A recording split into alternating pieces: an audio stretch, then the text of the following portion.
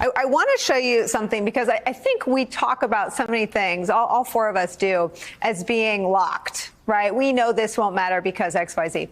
We don't know what we don't know. Here's Congressman Jamie Raskin basically making that point to Chuck Todd over the weekend.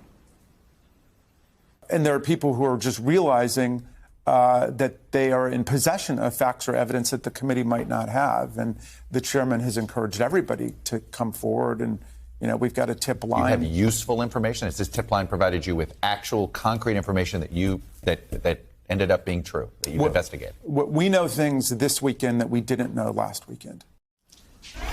David Jolly, I heard that every time I hear it, I gasp. I mean, this is, you know, the public, there was so much pressure for this committee to have a public phase. And I'm not sure that there was a lot of science to when this public phase commenced, but it is abundantly clear that the investigation is ongoing and in some ways accelerated. Yeah, that's true, Nicole. I think it's been a remarkable week watching the J6 committee play out for this particular reason. They have isolated Donald Trump as the bad actor in this entire process, right? Even when we talk about the charge of conspiracy, as Harry refers to, we know there are others involved. We know Eastman was involved and Giuliani and somewhere the Trump apparatus was involved. But what they did almost out of the gate was they kind of shed Ivanka and Jared, and they shed Bill Barr, and they shed these other people who you could have suggested, look, they had a heavy hand in this process. And they immediately began to isolate Donald Trump as the person who received counsel, knew it was false, and he called the play. And Donald Trump exclusively himself personally called the play and said, we are going to commit this fraud on the American people. We are going to possibly commit this crime against the United States of America. And because of that, when Jamie Raskin says, look, the country sits in a different place today on J6 than it did last week, he's exactly right. And I think the question is ready to, or the country's ready to find out, what are we going to learn this week that's going to look different than last week? Yeah, it's such a good point. And Jake Sherman, in the court of opinion, Liz Cheney has made abundantly clear that there's one person on trial and his name is Donald Trump. And in the court of public opinion, Liz Cheney has accused Donald Trump of obstruction of an official proceeding. Adam Kinzinger just accused him of being part of a seditious conspiracy. There are fraud allegations, again, being levied against him in the court of public opinion by this congressional committee. I want to show you something that Congressman Jim Clyburn said. We talk so much about the politics of investigating Trump. Jim Clyburn has elevated the politics of doing nothing. I've been in Florida, Georgia, Connecticut, New Jersey, Michigan, all in the last 30 days.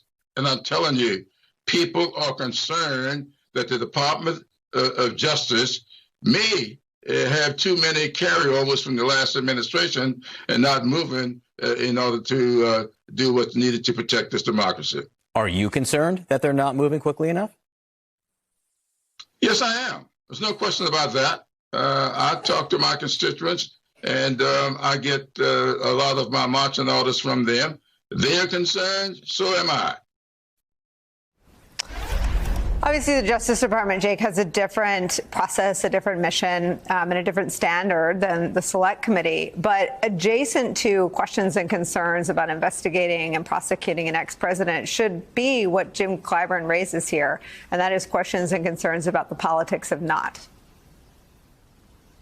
So a few thoughts here. Number one, I would say that it's undoubtedly true that this is the most effective congressional committee investigation process I've ever seen.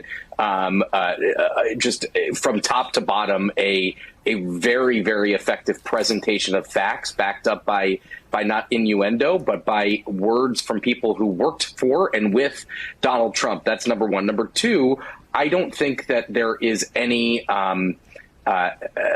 doubt that there is disagreement on this committee among Democrats and among Republicans about the wisdom of pushing the Department of Justice to investigate Donald Trump and to charge Donald Trump. I think that people think, I mean, we had an interaction, my colleague John Bresnan had an interaction with Benny Thompson a couple days ago where he, and this became a big hubbub, where he kind of said, you know, we're not going to recommend charging Donald Trump. That's not what we're here to do. And then he had to immediately walk that back. So there's definitely But that's a political question, right? I mean, that's a political question the committee is wrestling with. And at the end of the day, I mean, I spoke to Nancy Pelosi about this last week. She said, I'm not going to get involved. The committee should do what they should do.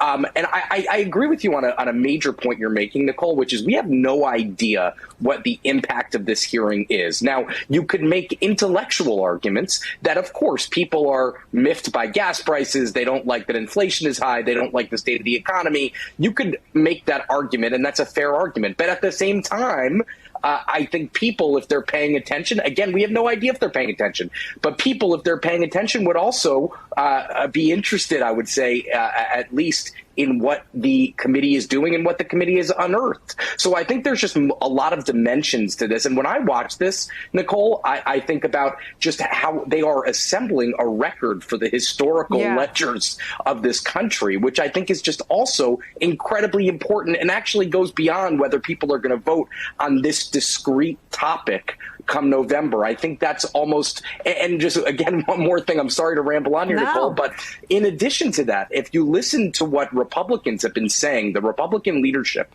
we've written a lot about this, about how the committee is not made up properly, it's to this, it's to that, those kinds of arguments, and the argument that they should be holding primetime hearings on inflation and whatever, those look incredibly small at the moment compared to what this committee has unearthed. And I'm very jaded, I'm very cynical and very skeptical, and I'll admit that, but I just think that this committee has done a tremendous job of assembling just almost an airtight ledger, an airtight accounting of facts.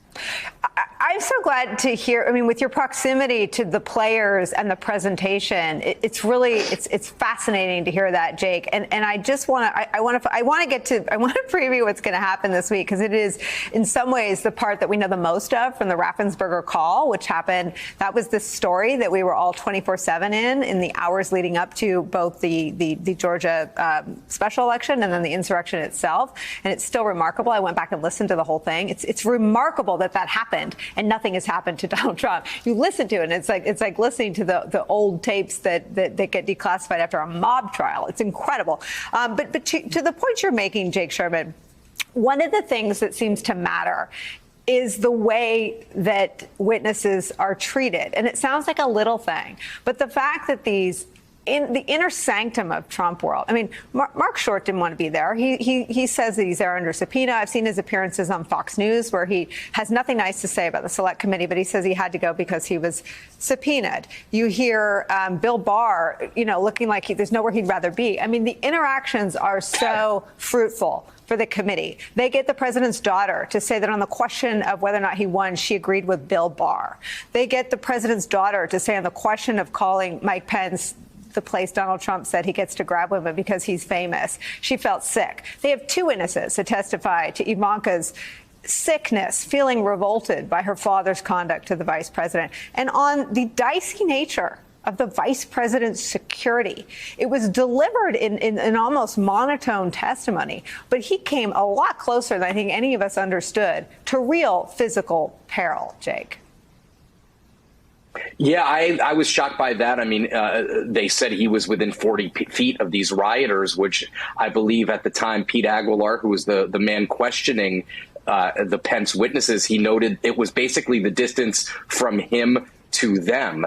Again, I do feel as if this hearing, these series of hearings, has brought to light or brought to the surface a little bit more about just how at risk we were that day in the Capitol of having something cataclysmic happen. And I mean, I still walk those halls every day, and I when I see those videos of people breaking in, I mean, when you see them breaking in on that first floor of the Senate, that is like feet from the offices of several very prominent senators, just down a flight of stairs from Mitch McConnell's office and Chuck Schumer's office. I mean, this is very, very close to some of the most powerful people in our country. And I just shudder in thinking, what if they got a hold of the ballots? I mean, and I know they're going to get into some of this stuff in the coming days, I assume, but it is stunning to listen to.